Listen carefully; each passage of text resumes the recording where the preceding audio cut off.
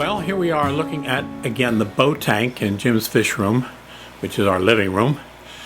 And been having some trouble with the angels. The angels that were always doing so well. I've got a black angel in here that's trying to die. I don't know why.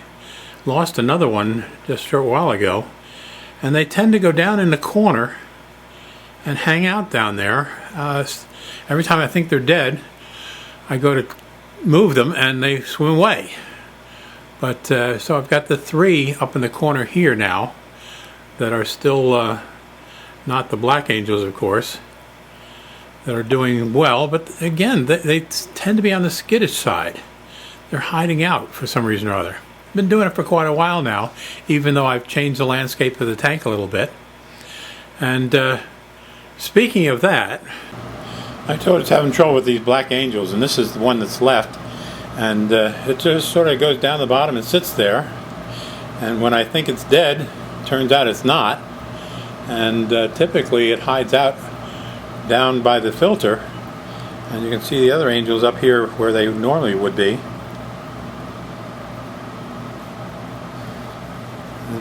Nobody's chasing him. He's just got his summer blues, I guess. I don't know.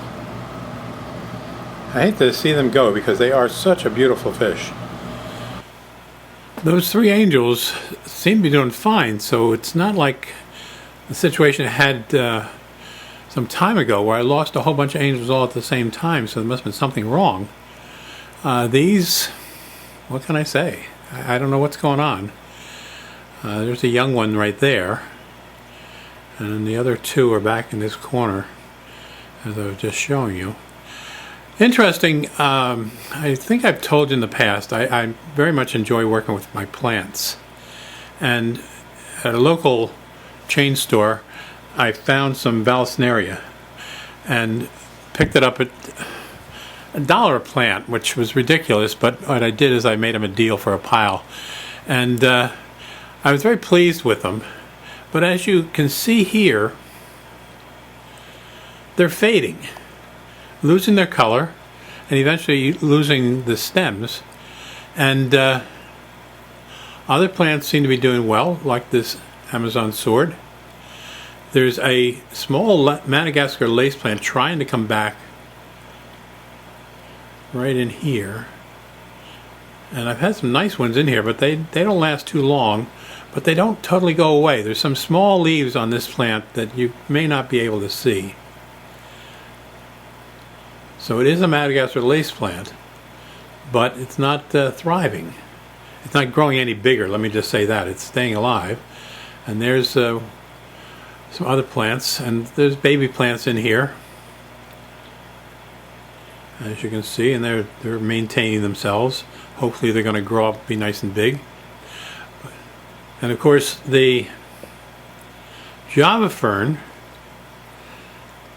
you can't kill that stuff. And I just did some major cleaning of the artificial fixtures in this tank. That's why this one looks so white. It was absolutely grossly green with that algae all over it. So each day I would take one of these pieces out and work on it for about an hour and get it clean. And even this one, I'm not sure if you can see it or not,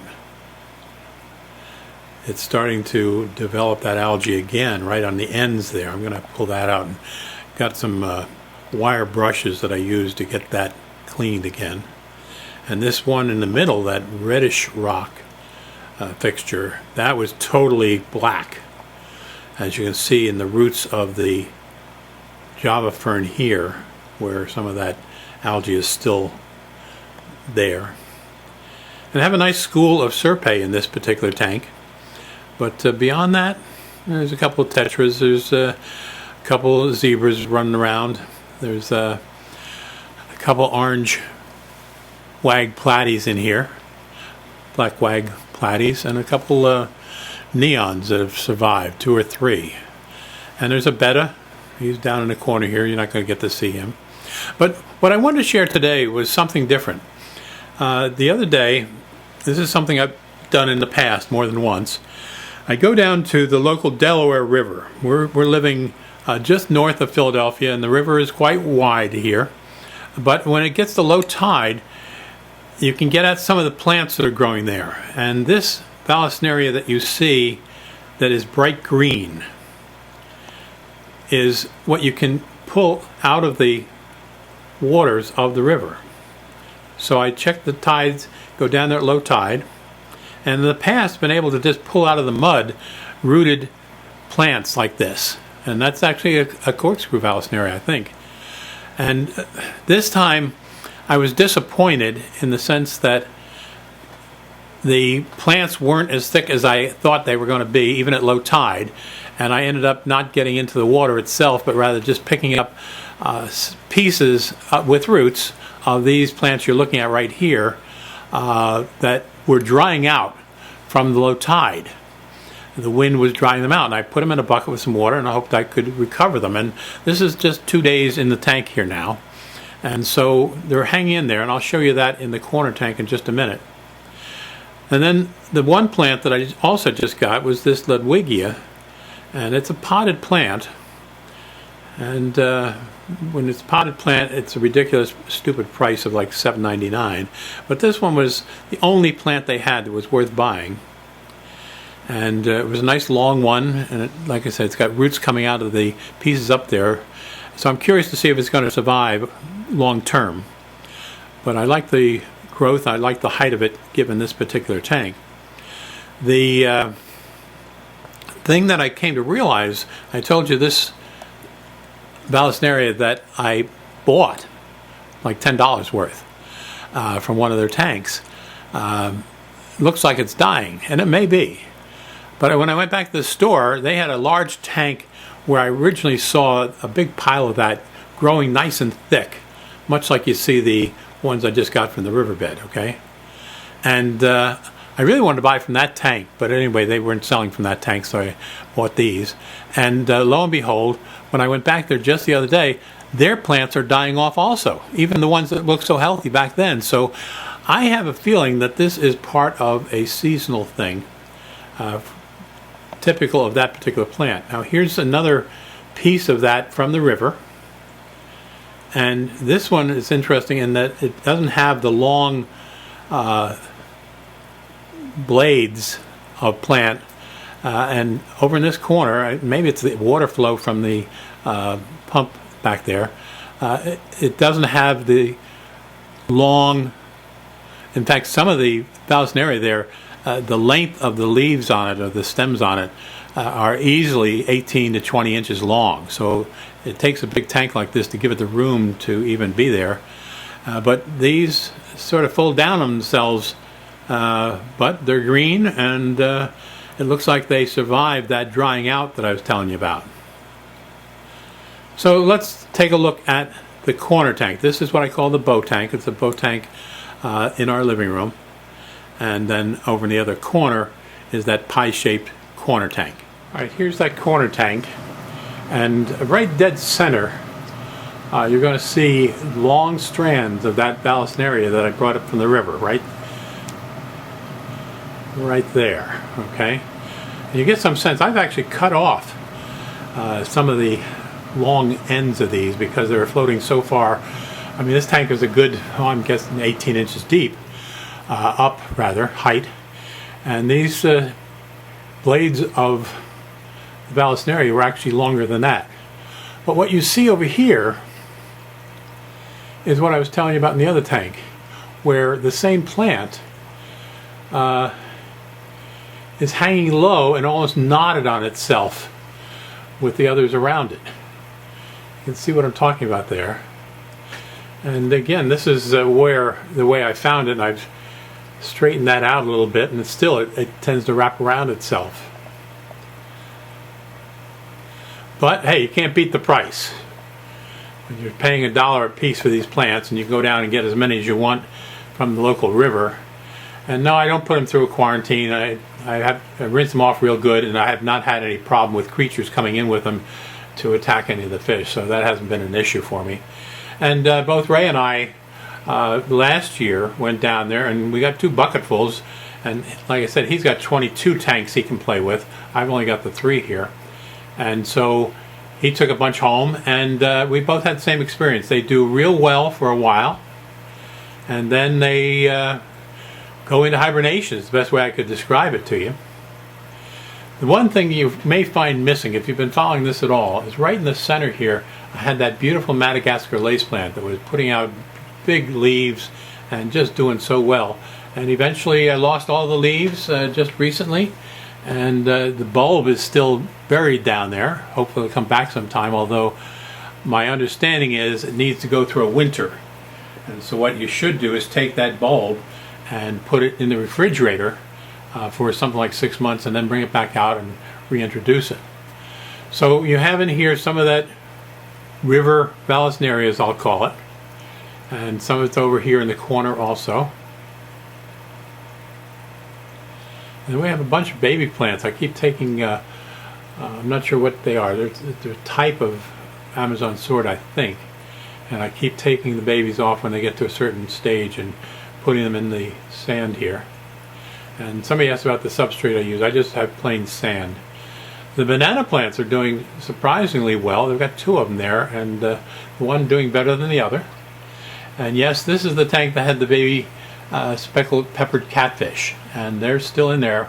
They're growing up, and there's some new ones in there. In fact, I just saw one going back behind that banana plant. I don't think I caught them in time for you. But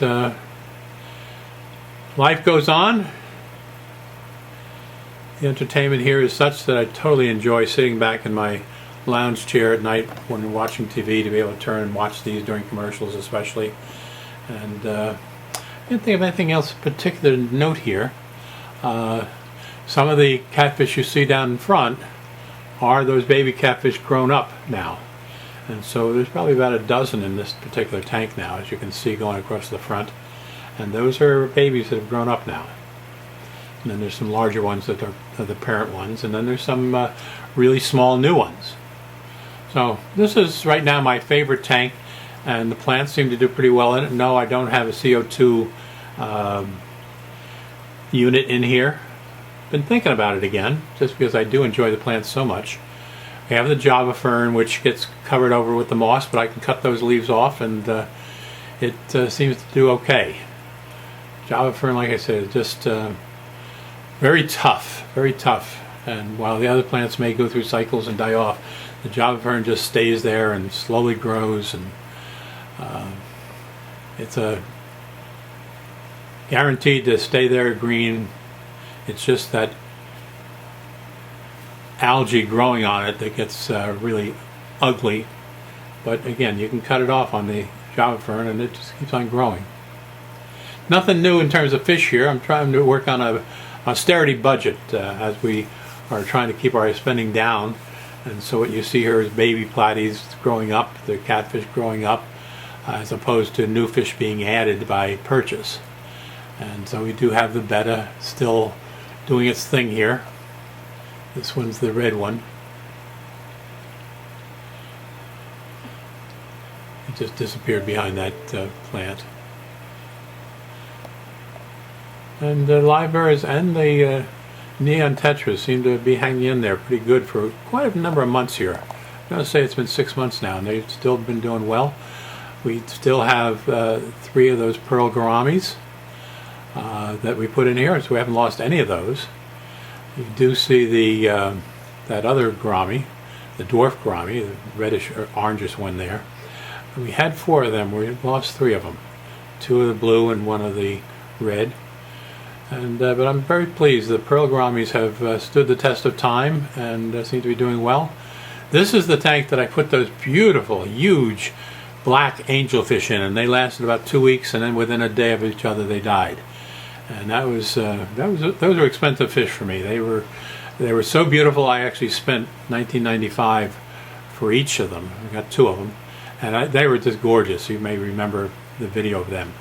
I did go to another fish store and found the exact same fish, obviously the same supplier, and they wanted $29.95 a piece for them, and they were actually worth $29.95. But it's very sad when you spend that much money on a fish and you lose it. And Ray and I have both been talking recently. The chain stores don't seem to be having the sales they used to. We'd go in there and we'd buy 10 platties for $10, something like that. Same thing with the Tetras. And they've changed their pricing policy. We haven't seen that going on about 6 months. That's PetSmart used to have regular sales. They don't. Pets Plus is not a big chain. That's where I got those plants from. That like Wiggy we just talked about. And what's the other one? Petco. I don't have a Petco around here anymore. It closed up, so it's a trip for me to go to one. They've had some nice prices once in a while, but it's out of my way to go there, so I don't get to see them often. And the big fish stores that I like, their pricing is just out of the world, except for that Hidden Reef over outside of Bristol, Pennsylvania, across the bridge here. I haven't been over there in a while. They usually have some, when they have angels in, they have some good prices on them. And so you can usually find something there for, the $1, $1.25, $1.50 range, as opposed to another store having the same fish for $3.99. And even when they say, buy 3 get 1 free, well, when they're $4 a piece, the 1 free doesn't make up for the fact that you just bought a bunch of them for $1 each when they're on sale at the other store. Anyway, I'll give you a quick look at the office tank in just a minute. Meanwhile, as promised, here we have the office tank, that hexagonal 30-gallon tank. Oh, look, there's a red and black baby from one of the swordtail mothers in here. Just went through. I doubt if you could see it on this, but I could see it. And there's a couple of female swords in here that have been pregnant for a long while, but even though the black mollies keep having their babies, I haven't seen young ones of the swords until just now. And you can see there's still quite a few black mollies in here. They don't get as big as they used to, but there's plastic plants in here. Then there's, again, some of that Vallisneria that I told you I got from the store, paid $1 for. And if I had found more down the river, I would have added more to this tank. But as it turns out, this is what you get. Again, a lot of Java fern in here. And I've really just been thinking about taking some of it out and put it in the other tanks. Toward the top, we have a little bit more bunch type plants, giving space for the babies to hide out.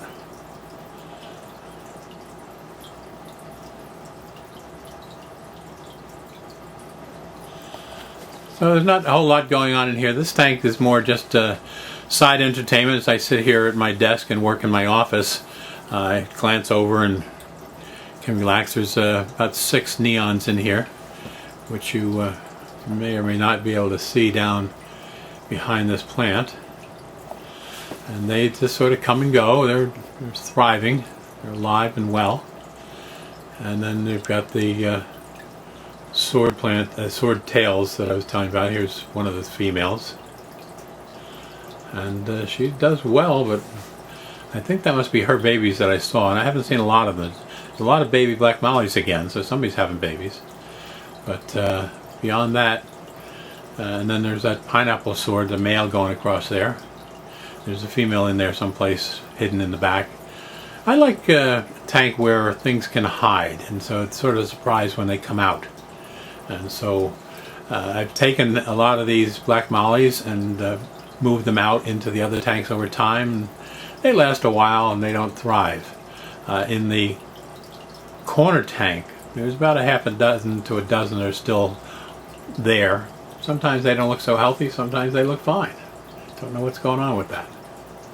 So anyway, that's just a quick update on the office tank.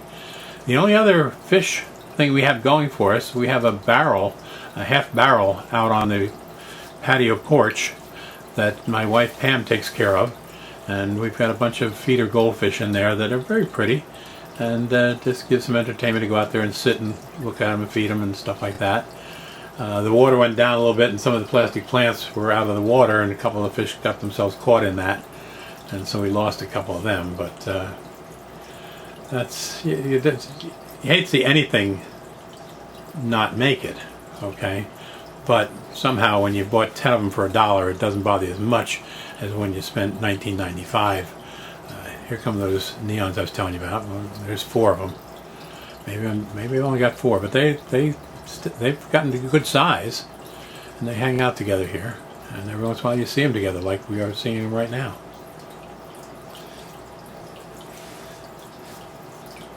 Okay, that's an update for now, and the news really of plants. And if anybody has any insights as to what's going on with that angelfish, sure would appreciate it.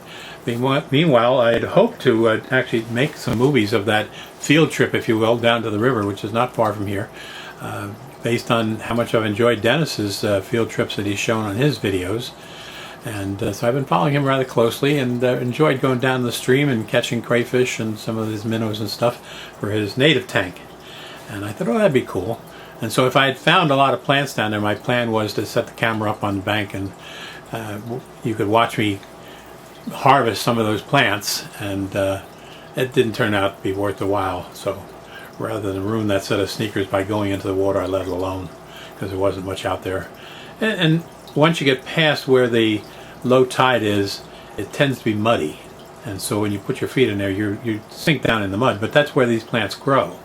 And so I was ready to sacrifice that pair of sneakers, but not seeing the plants as I hoped I would, I didn't bother going anything more than bring home maybe 10 or 15 that had washed up on the shore, sort of drying out, and see if I could rescue them. So in another video, we'll talk a little bit about how they made out.